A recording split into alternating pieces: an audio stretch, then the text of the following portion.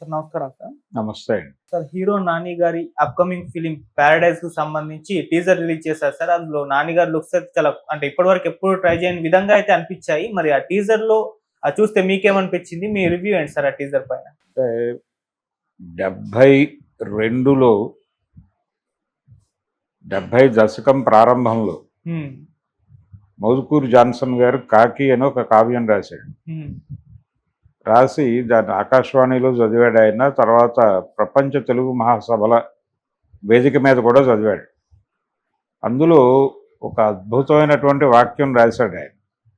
అదేంటంటే, ప్రపంచము అలాగే గౌరవనీయ పాఠకులు, శ్రోతలు వీళ్ళందరూ కూడా రాజుల శృంగారాన్ని రాయటము, లేకపోతే రాజుల శృంగారాన్ని ఆనందించటము చేయగలిగేవారు. ఇప్పుడు నెమ్మదిగా పీడితుల బాధల్ని కూడా రాస్తే వీళ్ళు ఎంజాయ్ చేసే మూడ్లో కనిపిస్తున్నారు అంటాడు ఆయన. ఆ ధోరణి కనిపించింది నాకు ఈ టీజర్లో. అంటే కాకుల కథ చెప్పాలి అని. ఈ కాకుల కథ చెప్పాలి అనే మాట జాన్సన్ గారు మొదలుపెట్టాడు. దీనికంటే ముందు గుర్రం జాషువా గారి గబ్బిలం ఉంది. గబ్బిలం అనేటువంటి దాన్ని కథా నాయకుడిగా తీసుకుని ఆ గబ్బిలం బాధల్ని ప్రపంచానికి చెప్పే ప్రయత్నం చేశాడు. అలాగే దళిత కులం నుంచి వచ్చినటువంటి జాలాది గారు కూడా కాకమ్మ కాకి కడవల్ల కాకి అని ఒక సినిమాలో పాట రాశాడు.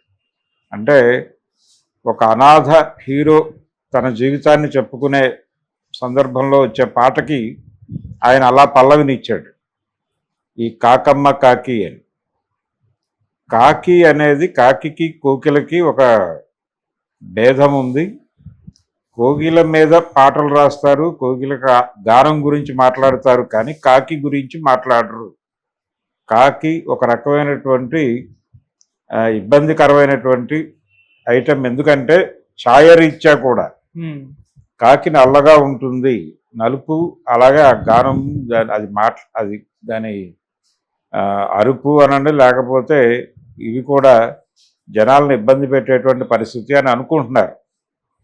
ఇలా ఈ సమాజంలో కూడా కాకులు ఉన్నారు, కోకిలలు ఉన్నారు, అందరూ ఉన్నారు.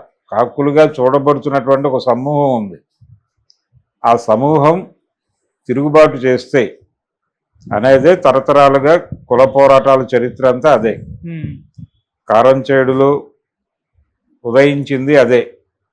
అంతకుముందు కంచికచర్ల కోటేశుని చంపేసినప్పుడు నిర్దయగా చంపేసినప్పుడు కూడా మొదలైన నిరసన అదే.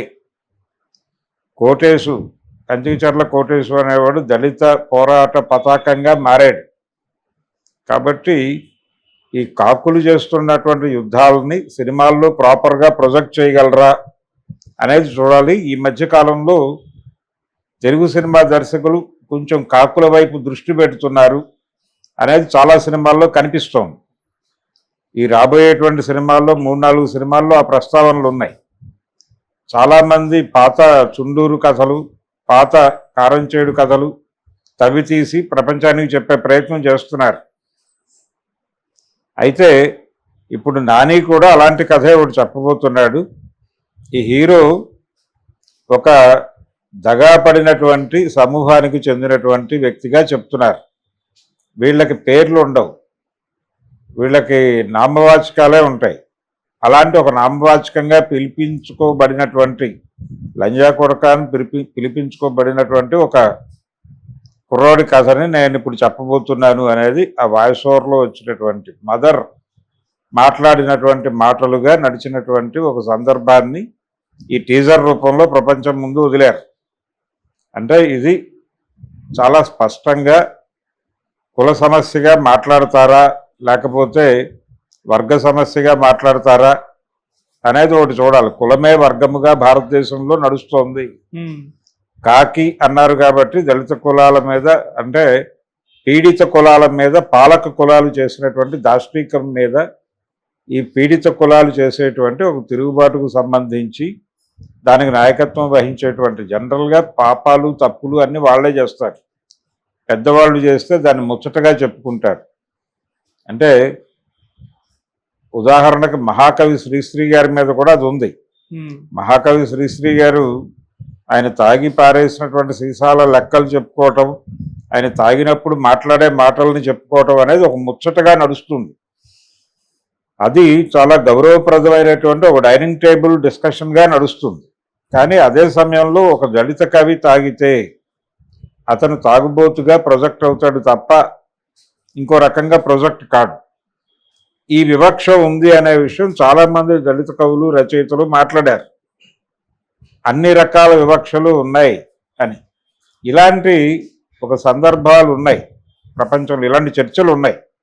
ఈ చర్చల్ని సినిమా ఎప్పుడు పట్టించుకోలేదు. సినిమా ఎప్పుడూ కూడా వి మధుసూదన్ రావు గారు కావచ్చు, ఆయన ప్రోగ్రెసివ్ డైరెక్టర్, అంటే ప్రోగ్రెసివ్ ఐడియాలజీతో సినిమాల్లోకి వచ్చినటువంటి ఒక డైరెక్టర్, కమ్యూనిస్ట్ పార్టీ నేపథ్యంతో వచ్చాడు ఆయన.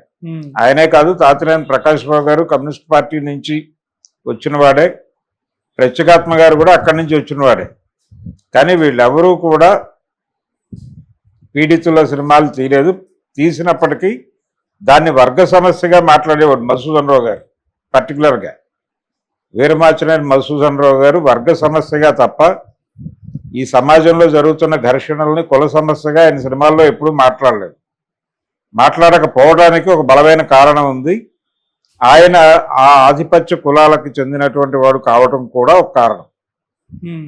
ఇలా నాని ఇప్పుడు ఈ సబ్జెక్టుని టేకప్ చేసి ఎలా చెప్తాడు అనేది చూస్తే తప్ప మనకి అతను జెన్యూన్గా చెప్పాడా లేకపోతే ఇంకేదైనా ఆయనలాగా ఇది వర్గ పోరాటం తప్ప కుల పోరాటం కాదు అని చెప్పే ప్రయత్నం చేశాడా అనేది చూడాలి.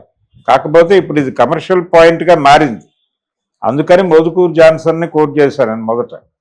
రాజుల శృంగారాన్ని ఆనందించేటువంటి శ్రోతలకి ఈ మధ్య కాకుల గోల కూడా కొంచెం వీణుల విందుగా కనిపిస్తున్నట్టుగా ఉంది అని అన్నాడు ఆయన. ఇప్పుడు 70 ప్రారంభంలో. కాబట్టి అలా అవుతుందా ఈ సినిమా, ఈ ప్యారడైజు, స్వర్గాన్ని పంచుకోవటం, దీని మీద కూడా ఒక అద్భుతమైన డిస్కషన్ని ఒక సినిమాలో నడిపారు మన వాళ్ళు. శ్రామికుల స్వర్గము, అలాగే దేవేంద్రుడి స్వర్గము.